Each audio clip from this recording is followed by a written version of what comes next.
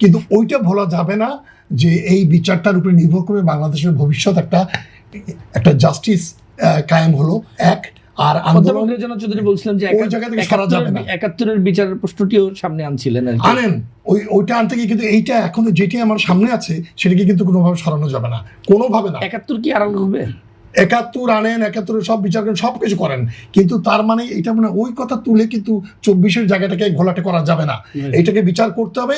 এবং এইখানে আমাদের সবচেয়ে বড় ব্যর্থতা হচ্ছে আমরা এখন যার যার পুঁজি সংগ্রহ করা শুরু করেছি একেবারে রাজনৈতিক কাঠামোর মধ্যে দলীয় ভিত্তিতে, এবং কে সরকারের বাইরে কে কত দর এদের সঙ্গে কম্প্রোমাইজ করে ফেলতে পারি, এইগুলো জিনিসকে হালকা করে দিচ্ছে। আমাদের জায়গা এইটা থেকে বলা যাবে না যে আইসিটির মাধ্যমে এবং অন্য আরো একটা দুইটা কোর্ট হয়েছে এগুলোর মাধ্যমে এই বিচারগুলোকে খুব সুস্পষ্টভাবে নিয়ে দৃষ্টান্তমূলক শাস্তির ব্যবস্থা করতে হবে। ওইটি হচ্ছে জায়গা যেটির ভিত্তিতে আপনার রাষ্ট্র দাঁড়াবে।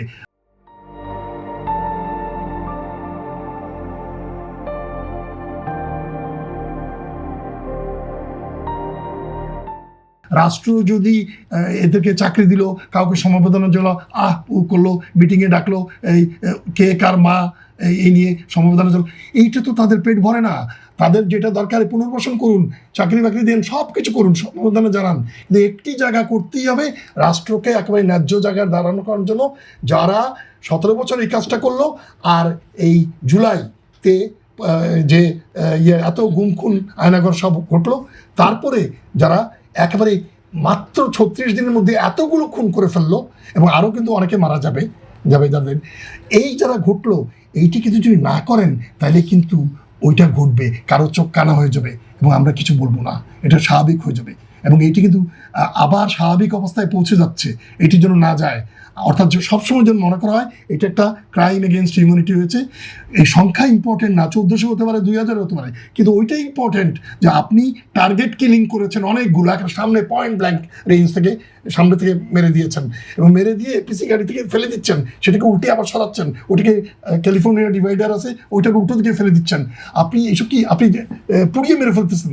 এই সব কিছুর পর এই যে এই আশুলিয়া যেটা ঘটলো, এই যে মেডিকেলের সামনে ইয়েতে চাঙ্কারপুরে যে হত্যাটা কাণ্ডগুলো ঘটলো, শেষ মুহূর্ত পর্যন্ত আপনি যেটা করলেন, আরও মার, এই যে এই জিনিসগুলো যে করলেন, এই সবগুলোর জন্য কমান্ড রেসপন্সিবিলিটি ওই আইনে আসে, দলীয় রেসপন্সিবিলিটি আইনে আসে, এবং প্রমাণিত যেগুলো কথাবার্তা টেলিফোন কনভারসেশন সেগুলো সবগুলো পাওয়া গেছে, যতগুলো পাওয়া গেছে তার ভিত্তিতে সম্ভবপর সর্বোচ্চ কেয়ার নিয়ে এইটিকে সবচেয়ে গভীরতা দিয়ে ওই কাজটা করতে হবে।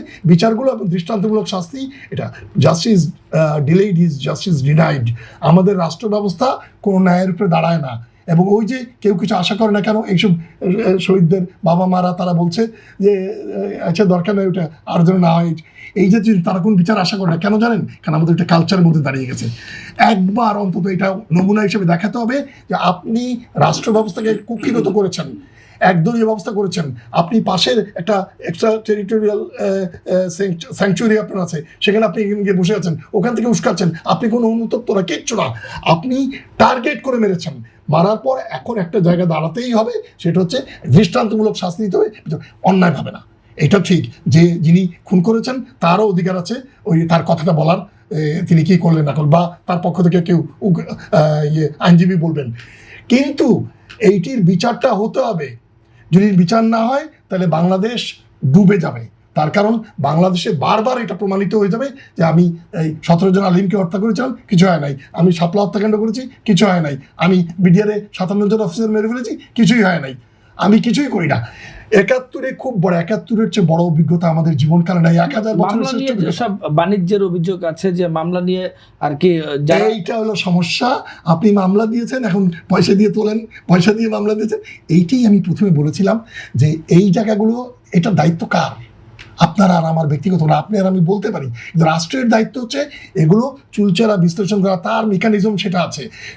মূল কথা হচ্ছে কি, শাসক যিনি হন তিনি বা তার কাঠামো কি চায় আমরা বিচার করব?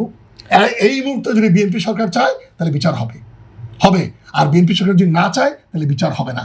এইটা কিন্তু মনে রাখতে হবে। এইটি বিএনপি সরকারকে খারাপ ভালো বলার বিষয় না, এটা বিএনপি যদি বাংলাদেশের ভবিষ্যতের দিকে তাকায় তাহলে বিচারটা করতে হবে। এখানে তো বিএনপিকে কেউ দোষ দিচ্ছে না, বিএনপি তো নিজেই আন্দোলনের মধ্যে ছিল, নিজে মাইরও খেয়েছে। Right. কিন্তু এখন যদি বিএনপি ভাবে যে আমার রাষ্ট্র ক্ষমতাকে অটুট রাখার জন্য আমার কিছু কিছু কম্প্রোমাইজ আন্ডার দি টেবল কিছু করা দরকার, তাহলে কিন্তু বিএনপি ভুল করবে, বিএনপি জনবিচ্ছিন্ন হয়ে যাবে ওখান থেকে। অথচ বিএনপির কিন্তু আসলে কোনো ক্ষতির দিক নাই, বিএনপি সবচেয়ে ভালো জায়গায় আছে। তারা যদি চায় এই ডায়াবেটিসটা করে, কারণ তারা তো নিজেরা এই ক্রাইমটা করেনি, তাদের উপরেও এই ক্রাইমটা হয়েছে। কিন্তু শুধু একটা জিনিস খালি খেয়াল রাখতে হবে, কিন্তু একটা লক্ষণীয়, কোনো রাজনৈতিক দলের কেন্দ্রীয় কাঠামোর কোনো নেতার ছেলে মেয়ে কেউ মারা যান নাই। আই এম সরি, প্রাইভেট বিশ্ববিদ্যালয়ের ছেলেরা, সাধারণ ছাত্ররা, কলেজ বিশ্ববিদ্যালয়ের ছাত্ররা, এমনকি আমি যে বিশ্ববিদ্যালয়ে পড়িয়েছি 42 বছর, সেই ঢাকা বিশ্ববিদ্যালয়ের ছাত্রও কেউ মারা যায়নি। কিন্তু অন্য প্রাইভেট বিশ্ববিদ্যালয় অনেকগুলো মরেছে, অনেক কলেজে মরেছে। আমি খুব অবাক লাগে এদের পরিচয়টা দেখলে, এবং পরিচয়টা দেখলে বোঝা যায় যে এরা কোন বয়সের, এবং এরা কি প্রচণ্ড ত্যাগ স্বীকার করেছে। এবং সামনে গিয়ে ইয়েকে যাবি না, তারপর ফার্ম গেটে গিয়ে ওখানে গিয়ে গুলি খেয়ে মরে যাচ্ছে। এই যে জায়গাটুকু, এইটার যদি আপনি বিচার না করেন, এই রাষ্ট্র ব্যবস্থাকে আপনি একটা আইনি মানে ইয়ের মধ্যে, জায়গার মধ্যে দাঁড় করতে পারবেন না, এবং ভবিষ্যতে আবার ফ্যাসিবাদের উত্থান ঘটবে। সুতরাং এটা once for all, এই ডিসিশন মানে such kind of decision will have to be taken through which